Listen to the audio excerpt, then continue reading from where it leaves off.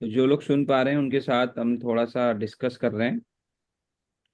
जो धोलेरा सर यानी SIR है, सभी ने सही कहा, स्पेशल इन्वेस्टमेंट रीजन इसका फुल फॉर्म। तो धोलेरा का नाम SIR क्यों पड़ा? SIR का मतलब तो आपने सबने सही बताया, स्पेशल इन्वेस्टमेंट रीजन। तो धोलेरा SIR इसलिए बना है क्योंकि एक SIR एक्ट है जिसके बारे में रविशंकर जी बता रहे थे। ये एक इंटरनेशनल एक्ट है। इस एक्ट के थ्रू कई सिटीज बनी है, जैसे संघाई बना है। चाइना ने संघाई पूरा शहर SIR एक्ट के तहत बनाया। तो इंडिया ने भी इस एक्ट को समझा, इसको लागू किया, और सबसे पहला स्टेट जो बना गुजरात, जिसने गुजरात ने SIR act, Gujarat SIR act 2009 बनाया। 2009 मतलब 2009 में बनाया था, इसलिए गुजरात SIR एक्ट 2009 कानून का नाम है। तो SIR एक्ट है, पूरा एक कानून है जिसके तहत कई सारे निर्णय होना आसान हो जाते हैं। तो जब ये शहर की प्लानिंग की जा रही थी, तो जो विदेशी निवेशक है वो तभी आता है जब उसको पूरी क्लियरिटी रहती है, जब उसको पता होता है कि मेरा पैसा सुरक्षित है और सरकारों के बदलने से उस पर कोई असर नहीं होने वाला है। तो सरकार कोई भी आए कोई भी जाए, और ये शहर बनता रहे, यहाँ लोगों का निवेश सुरक्षित रहे, यहाँ की ग्रोथ सुरक्षित रहे। तो इसके लिए SIR एक्ट 2009 बनाया गया, जिसे हम Gujarat special investment region act 2009 बोलते हैं। वो धोलेरा में लगा हुआ है। आप सबके लिए जानने के लिए सबसे जरूरी चीज है, अगर इस SIR एक्ट के बारे में हम डिटेल से समझे, तो धोलेरा जो है ना, भारत का पहला और सबसे बड़ा SIR रीजन है, यानी कि स्पेशल इन्वेस्टमेंट रीजन के थ्रू बनने वाला सबसे बड़ा और सबसे पहला शहर है, आपको पता होना चाहिए। तो आपसे कोई भी इस तरह का सवाल करे कि ये शहर नहीं बनेगा, अगर रुक गया अटक गया, तो आपको SIR एक्ट समझाना है उसको। पूरे SIR एक्ट की अपने पास गाइडलाइन भी है। आप जिस भी ग्रुप में जुड़े हैं, आप बोलेंगे तो आपको वहाँ शेयर कर दी जाएगी, और वैसे भी हम लोग उसको कभी कभी समय समय पर डालते रहते हैं। तो SIR एक्ट 2009 यहाँ लगा हुआ है, जिसकी वजह से क्या होता है वो समझ लीजिए। जिसकी वजह से इंडस्ट्रियल को, फाइनेंशियल को और सोशल विकास के लिए स्पेशल रीजन तैयार करने में मदद मिलती है। टाउन प्लानिंग बनाने में मदद मिलती है। तेज और पारदर्शी मतलब तेज स्पीड से और पूरी ट्रांसपेरेंसी के साथ गवर्नेंस यानी गवर्नमेंट काम करें, गवर्नमेंट की प्रोसेस काम करें, इसमें मदद मिलती है। और डोमेस्टिक इंटरनेशनल इन्वेस्टमेंट को आकर्षित करने में मदद मिलती है, और उसको सुरक्षित रखने में मदद मिलती है।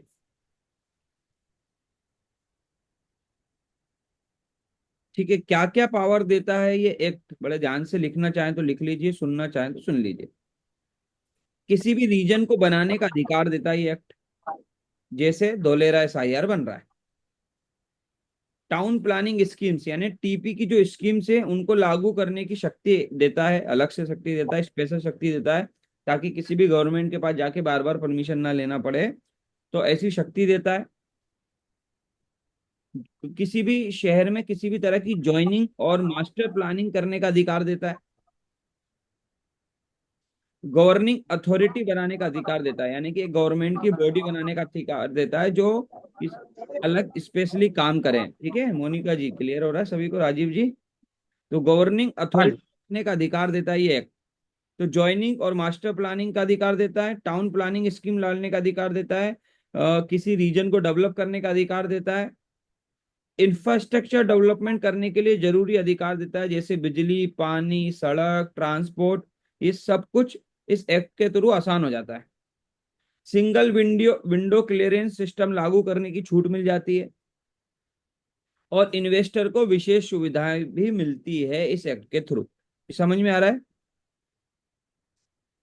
अब जैसे मैंने आपको बताया, जी। गवर्निंग अथॉरिटी यानी कि गवर्नमेंट की एक बॉडी बनाने का अधिकार देता है। तो इसी एक्ट की वजह से एक बॉडी बनी हुई है, जिस बॉडी का नाम है DSIRDA, Dholera special investment region development authority, DSIRDA। बनी है या नहीं बनी है?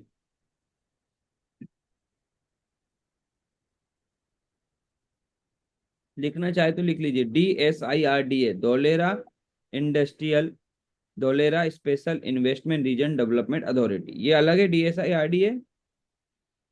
और धोलेरा DICD अलग है, Dholera industrial city development authority अलग है। ठीक है।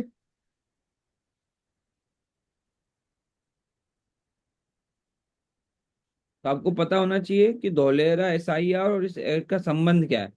तो धोलेरा SIR और धोलेरा SIR, जो SIR एक्ट 2009 है, ये एक दूसरे को मदद कर रहे हैं।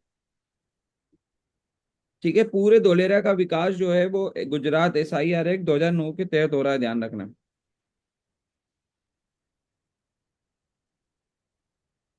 तो ये जो एक्ट है, इसकी वजह से धोलेरा के लीगल इंफ्रास्ट्रक्चर को, लीगल स्ट्रक्चर को, पावर को और इसकी सेल्फ सस्टेनेबिलिटी को, आत्मनिर्भरता में मदद करता है। ठीक है।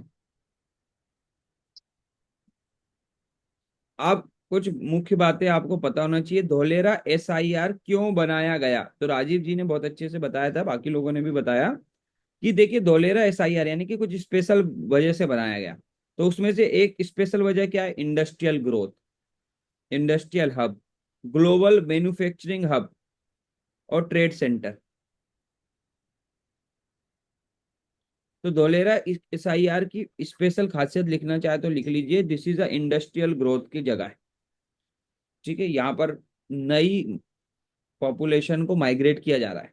आने वाले समय में आप यहाँ 10-20 लाख लोगों को माइग्रेट होते हुए देख रहे होंगे। अभी अगले, जो मैं देख रहा हूँ, अगले 2 वर्षों में कम से कम 20,000 परिवार माइग्रेट होने वाले हैं। 4 से 5 हजार लोग ऑलरेडी यहाँ अभी इनडायरेक्टली डायरेक्टली बस चुके हैं। और राजीव जी, ऐसे ये शहर एक माइग्रेशन करेगा और एक नए नए शहर का विकास करेगा। तो औद्योगिक विकास, non polluted manufacturing hub, global manufacturing hub, global standard का मैन्युफैक्चरिंग हब इसे तैयार किया जा रहा है। क्लियर हो रहा है सभी को? दिल्ली मुंबई इंडस्ट्रियल कॉरिडोर जो नॉर्थ इंडिया और वेस्ट इंडिया को कनेक्ट करता है, दिल्ली मुंबई इंडस्ट्रियल कॉरिडोर, उसका उसका भी सबसे पहला ये कनेक्शन पॉइंट है जहां से इंडस्ट्री जुड़ेगी। और सबसे बड़ा इंडस्ट्रियल हब भी यही धोलेरा है, जो कि भारत की इकोनॉमी को बूस्ट करने का काम करेगा। सबसे अच्छी बात धोलेरा की तीसरी पॉइंट क्या है कि ये बड़ी स्ट्रेटेजिक लोकेशन पे बना हुआ है। 2 पॉइंट समझ लिए आपने कि दिल्ली मुंबई इंडस्ट्रियल कॉरिडोर का हिस्सा है, इंडस्ट्रियल हब बन रहा है। तीसरा, वेरी स्ट्रेटेजिक लोकेशन है इंडस्ट्री के हिसाब से, एक नए शहर के हिसाब से, क्योंकि अहमदाबाद से भी बहुत पास है, भावनगर के भी पास है। अहमदाबाद और भावनगर के बीच में, दो बड़े शहरों के बीच में ये जगह पड़ती है। और समुद्र और बंदरगाहों के पास में है, समुद्र भी भावनगर से पास में ही है, और धोलेरा से भी खंबात की खाड़ी पास में लगती है, और बंदरगाह भी 200-200 किलोमीटर पे अवेलेबल है। तो ये जो जगह है, ये एक लॉजिस्टिक हब बनने की पूरी क्षमता रखती है, ध्यान रखना। लिख लो, जिस भाषा में मैं समझा रहा हूँ आपके अंदर जाना चाहिए। देखो, एक होता है हमें धोलेरा सुना है, हमें धोलेरा पता है, और एक हम धोलेरा को जी रहे हैं, और एक धोलेरा हमारे अंदर बस गया। तो अभी जो ट्रेनिंग चल रही है, आपके अंदर धोलेरा को बसाने की ट्रेनिंग चल रही है। पता तो आप सबको ये बातें हैं, लेकिन जब किसी के कोई सवाल आते हैं, जब किसी का कोई ऑब्जेक्शन आते हैं, तो यही जवाब निकले आपके अंदर से, इसकी तैयारी कराई जा रही है। तो धोलेरा की एक जो स्ट्रेटेजिक लोकेशन है, ये इसको अलग बनाती है, विशेष बनाती है। ठीक है श्वेता मैडम? और ये पूरा शहर आने वाले 50-100 सालों की भविष्य की जो जरूरतें हैं, उनको ध्यान में रखकर प्लानिंग किया गया है। यह शहर आज की वर्तमान की प्लानिंग के हिसाब से नहीं बन रहा है, आगे 100 साल की भविष्य की प्लानिंग के हिसाब से बन रहा है। Smart infrastructure, 10 lane expressway, metro connectivity, green energy, hi tech industry, और ज्वाइनिंग की गई है, सब कुछ ज्वाइन किया गया है यहाँ पर। और इस शहर का पूरा इंफ्रास्ट्रक्चर भविष्य की प्लानिंग के हिसाब से बनाया जा रहा है। 4 पॉइंट हो गए सभी के, फिर से बता देता हूँ। पहला, इंडस्ट्रियल ग्रोथ। दूसरा, DMIC कॉरिडोर का हिस्सा है। तीसरा, स्ट्रेटेजिक लोकेशन पे बन रहा है। चौथा, भविष्य की जरूरतों को ध्यान में रखकर प्लानिंग की गई है। पांचवा, रोजगार और आर्थिक अवसर। पांचवा पॉइंट क्या है? नए रोजगार, स्वरोजगार और आर्थिक अवसर यहाँ मिल रहे हैं, ऑलरेडी मिलना शुरू हो चुके हैं। आज सैकड़ों लोग हैं जो हजारों लाखों करोड़ों रुपए धोलेरा के बनने की वजह से उनके जीवन में आ रहे हैं, और हजारों लोग कमा रहे हैं, हजारों लोग, जिनके जीवन में कहीं ना कहीं धोलेरा की वजह से एक आर्थिक अवसर उन्हें मिला है। उनमें से हम भी बहुत सारे लोग यहाँ बैठे हैं जो धोलेरा की वजह से एक आर्थिक अवसर के रूप में काम कर रहे हैं। तो यहाँ इंडस्ट्रियल हब बनने की वजह से लाखों रोजगारों के अवसर पैदा होने जा रहे हैं। और धोलेरा की वजह से पूरे गुजरात को तो बल मिलेगा ही मिलेगा आर्थिक रूप से। भारत देश के अंदर भी एक आर्थिक स्थिति को बल मिलेगा एक नए शहर के रूप में।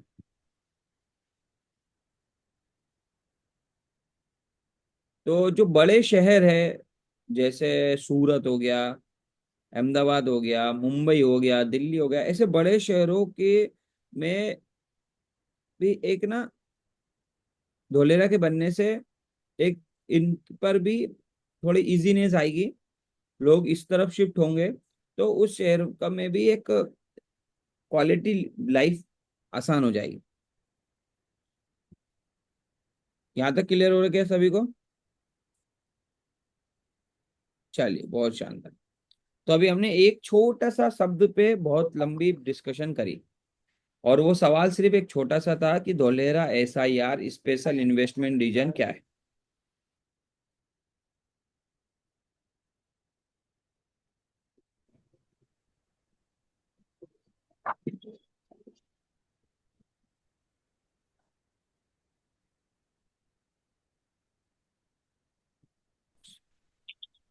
कि हमने बात करी कि जोन, इस शहर के अंदर जोन डिसाइडेड है, टाउन प्लानिंग बनी हुई है, TP की स्कीम डली हुई है, जिस टाउन प्लानिंग की वजह से यहाँ जोन बने हुए हैं।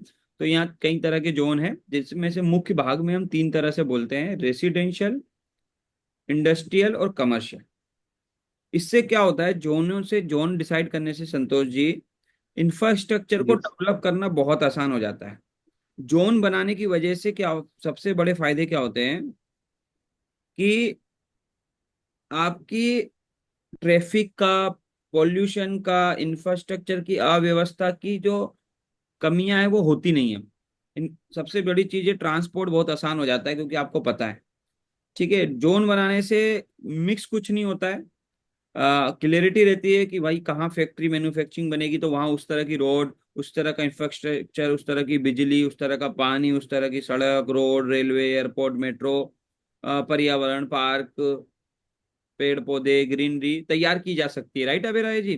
तो जी सर। गवर्नमेंट के लिए बहुत आसान हो जाता है उस शहर का डेवलप करना, उस शहर जी को तैयार करना। इंजीनियरिंग लेवल पर और एक टेक्निकल लेवल पर भी बहुत आसानी हो जाती है। तो बफर स्पेस तैयार हो जाता है, कहाँ चीजें डेवलप हो पाएंगी, किस तरह से डेवलप हो पाएगी, बिजली के लिए, जल के लिए, पानी के लिए, वेस्ट मैनेजमेंट के लिए, एक सुख सुविधाओं के लिए चीजें करना भी बहुत आसान है। इन्वेस्टर को भी क्लियरिटी आ जाती है कि भाई मुझे अगर इंडस्ट्री डालनी है तो मुझे कौन सी लैंड खरीदनी है, कौन सी जगह में जाना है। रेसिडेंशियल जोन वाले को भी क्लियरिटी आ जाती है, कमर्शियल वाले को भी क्लियरिटी आ जाती है। तो एक क्लियरिटी भी इन्वेस्टर को मिल जाती है, जिसकी वजह से इन्वेस्टमेंट करना भी बहुत आसान हो जाता है। इसलिए यही वजह है कि धोलेरा में हजारों करोड़ों रुपए का इन्वेस्टमेंट हर साल लगातार यहाँ बढ़ रहा है। क्यों बढ़ पा रहा है? Because of town planning, because of Dholera का नक्शा, बिकॉज ऑफ ज्वाइनिंग। क्लियर हो रहा है सभी को? ज्वाइन होने की वजह से यहाँ लाखों करोड़ों रुपए की इन्वेस्टमेंट, हजारों करोड़ों रुपए की इन्वेस्टमेंट बढ़ती जा रही है। टाटा 91,000 करोड़ रुपए क्यों लगा पाया? क्योंकि SIR एक्ट था।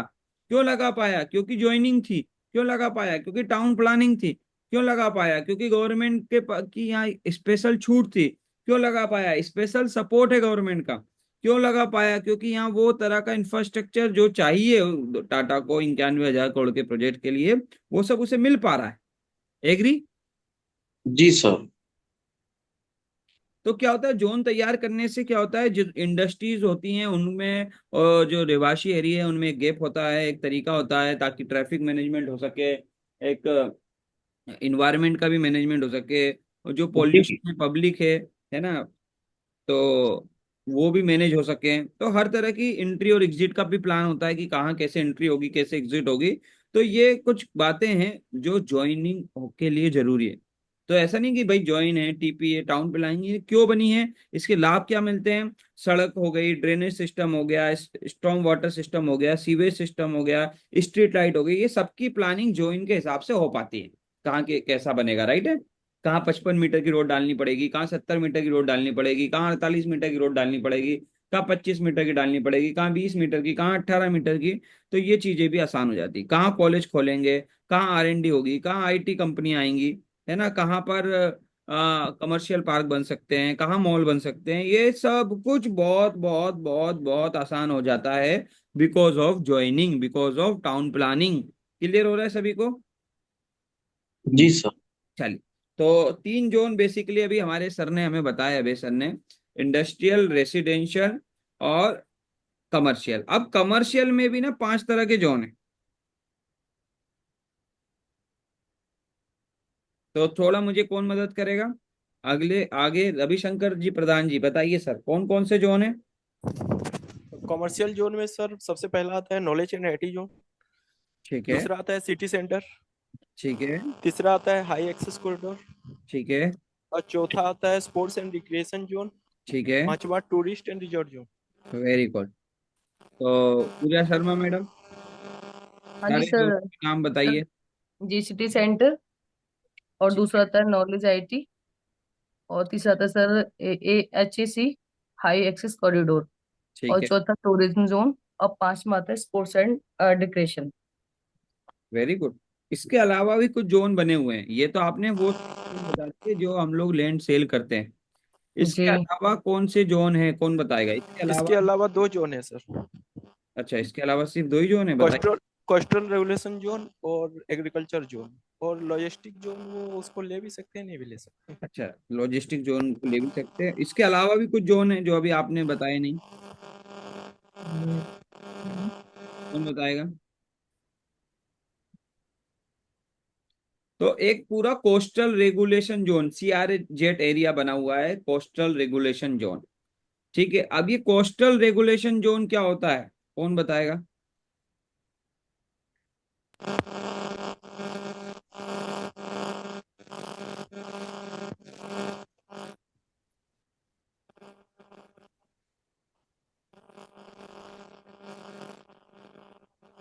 बस टिपिकल सवाल पूछ लिया। यस पूजा मैडम बताइए।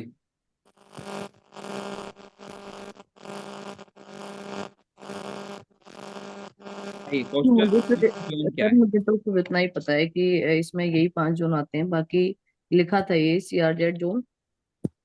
इसके क्यों बारे में मुझे बनाया गया ज्यादा है, पता नहीं। क्या पर्पस होता है CR? मैं भी आपको ना बिल्कुल डिटेल में आपके अंदर धोलेरा को बसा दूंगा, आपके ठीक। ब्लड में, खून में, हर जगह ना धोलेरा। जिसके सामने बैठ जाओगे ना वो बोलेगा पूजा मैडम को ही पता है धोलेरा क्या है, ऐसा। सर मुझे बस इतना ही पता है कि इसमें एक क्राइस्टल रेगुलर जोन आता है जो इसकी CRZ की फुल फॉर्म है। बाकी मुझे बस इतना ही पता था कोई बात नहीं। सर।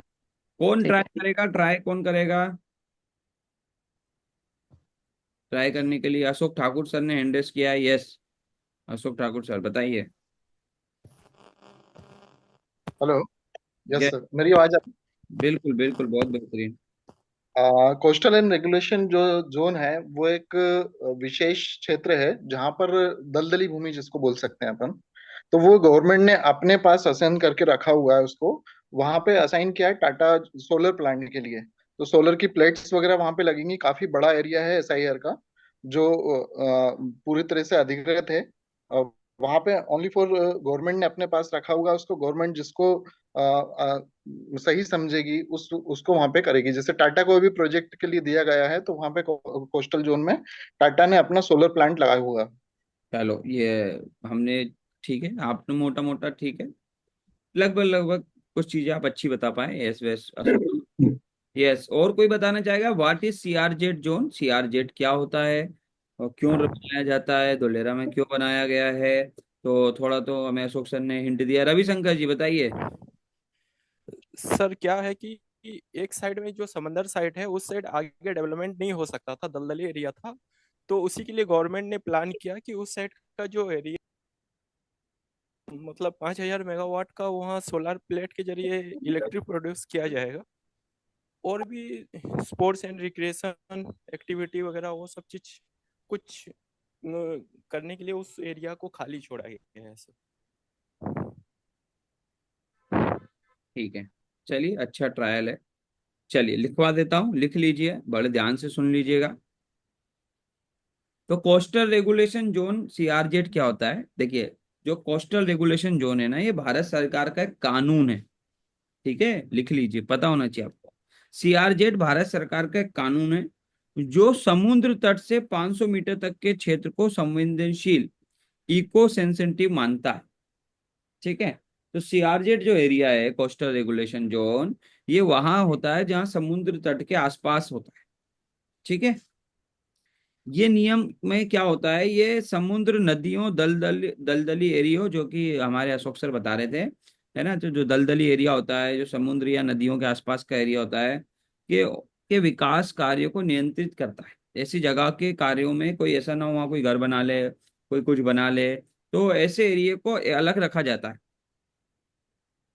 इस ये कौन डिपार्टमेंट देखता है? Ministry of environment, forest and climate changes का जो डिपार्टमेंट है, इनके द्वारा 1991 में कोस्टल रेगुलेशन जोन बनाया गया था। सीआरजेड जोन जो है 1991 में तैयार किया गया, जिसका विशेष पर्पस ये है कि ऐसे एरिया में किस तरह का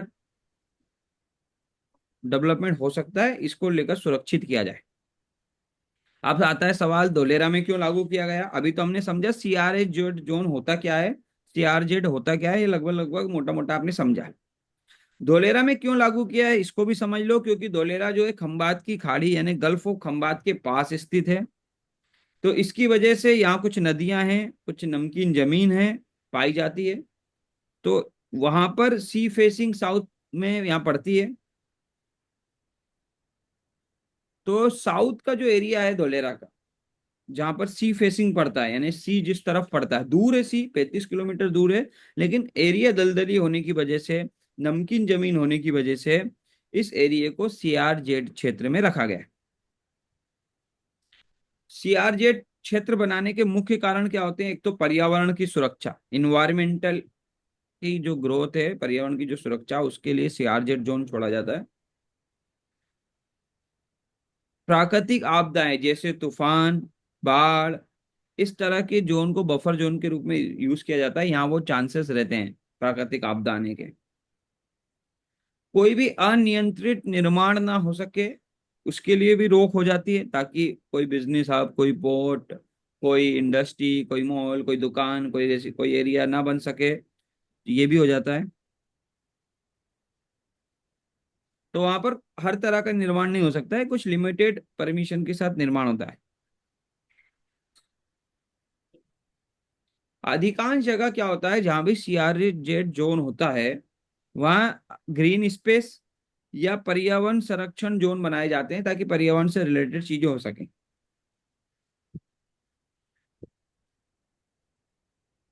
सीआरजेड जो है ना, ये एक बेसिक आपको कॉन्सेप्ट समझ में आ गया। वैसे मोटा मोटा हिंदी भाषा में तो आप लोगों ने सही जवाब दिया ही था, लेकिन मैंने आपको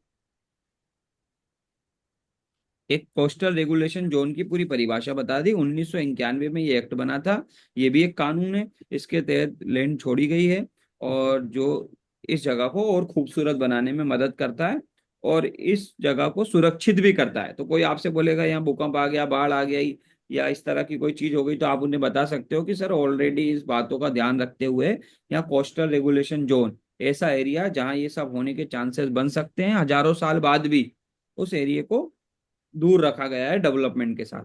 क्लियर हो गया यहाँ तक? यस, जिन्हें क्लियर हुआ जरा चैट बॉक्स में एक बार यस लिखें, और मुझे उम्मीद है नोट्स तो आप बना ही रहे होंगे, तो फटाफट से एक बार यस लिखें। लिखवा देता हूँ, मैं कहीं आगे पीछे हो गया तो मैं फिर से लिखवा देता हूँ। संजय शाह सर, जो लोग कैमरे में आ सकते हैं बहुत ही अच्छी बात है। पहला जोन है सीआरजेड, कोस्टल रेगुलेशन जोन, जो कि इन्वायरमेंट को सुरक्षित करता है। दूसरा जोन है ग्रीन स्पेस। तीसरा जोन है recreation and entertainment zone, recreation sports and entertainment zone. इस पे भी हम हर जोन पे हम डिटेल में बात करेंगे, कुछ आज करेंगे, कुछ आगे के सेशंस में करेंगे।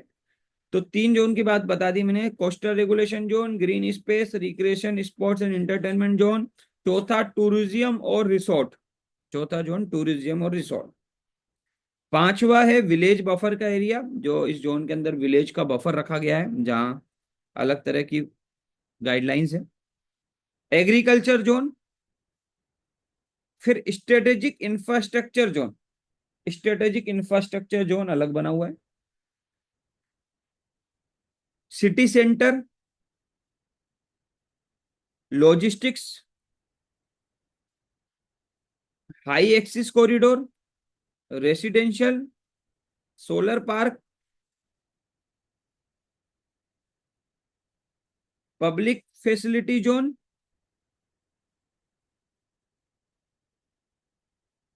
Knowledge and IT,